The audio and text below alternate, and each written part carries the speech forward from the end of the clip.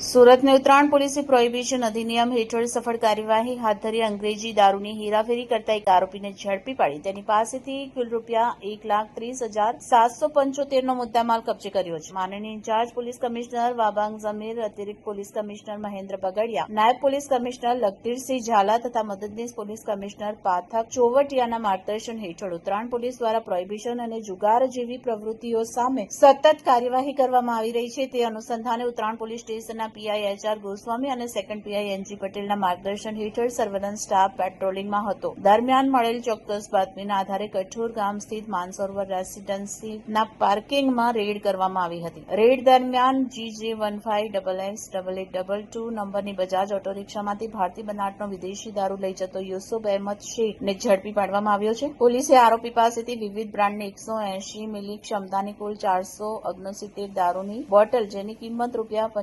₹95,775, એક બજાજ ઓટો રિક્ષાની કિંમત ₹30,000 અને એક મોબાઈલ ફોન જેની કિંમત ₹5,000 મળી કુલ ₹1,30,775નો મુદ્દામાલ કબજે કર્યો છે. આ અંગે ઉત્તરાયણ પોલીસ સ્ટેશનમાં ગુનો નોંધી વધુ તપાસ હાથ ધરવામાં આવી છે. પ્રાથમિક તપાસમાં સામે આવ્યું છે કે આરોપી સામે અગાઉ પણ વલસાડ રૂરલ પોલીસ સ્ટેશનમાં પ્રોહિબિશનનો ગુનો તેમજ ઓલપાડ પોલીસ સ્ટેશનમાં ભારતીય ન્યાય સંહિતા હેઠળનો ગુનો નોંધાયેલો છે. આ સમગ્ર કામગીરીમાં PI HR Goswami, second PI NG Patel, PSI RD Dabhi, PSI DD Rathod તથા ઉત્તરાયણ પોલીસના સર્વેલન્સ સ્ટાફે ટીમ વર્ક સાથે પ્રશંસનીય કામગીરી કરી.